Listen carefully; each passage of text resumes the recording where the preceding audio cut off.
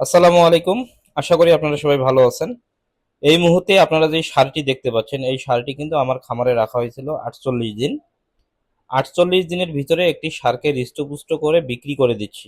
আলহামদুলিল্লাহ, এই ষাঁড়ের যে গ্রোথ বা এই ষাঁড়ের আসলে যে পরিমাণ লাভ করতে পারছি, সবকিছু মিলে আমি সন্তুষ্ট এবং আলহামদুলিল্লাহ।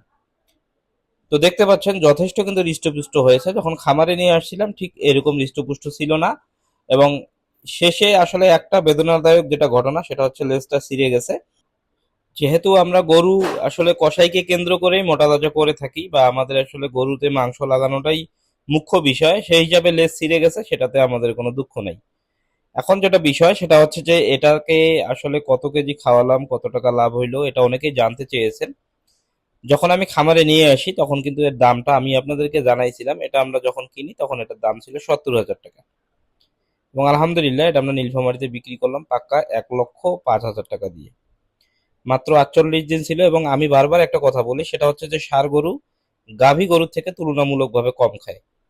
সেই তুলনায় এই গরুটার পিছনে ৪৮ দিনে আমার সর্বোচ্চ খরচ ৮,০০০ টাকা, এর বেশি কিন্তু না। বাকি যে আসলে যে কয়েক টাকা বিক্রি করছি পুরোটাই কিন্তু আমার লাভ।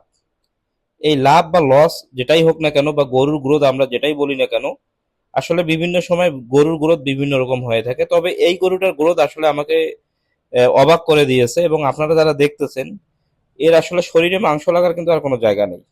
যেহেতু এটা দেশাল সার, তার মানে বুঝতেই পারতেছেন আহ, সেই তুলনায় এটা কতটা হৃষ্টপুষ্ট হয়েছে। তো আমি আপনাদেরকে বলবো, আসলে যারা গরু ফ্যাটেনিং করতে চাচ্ছেন, যারা গরু মোটা তাজা করতে চাচ্ছেন, আসলে ভালো খাবারের কোনো বিকল্প নেই।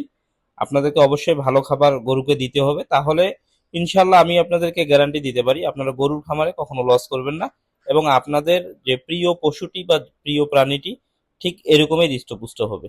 তো সবাই ভালো থাকবেন, সুস্থ থাকবেন। ধন্যবাদ সবাইকে। আসসালামু আলাইকুম।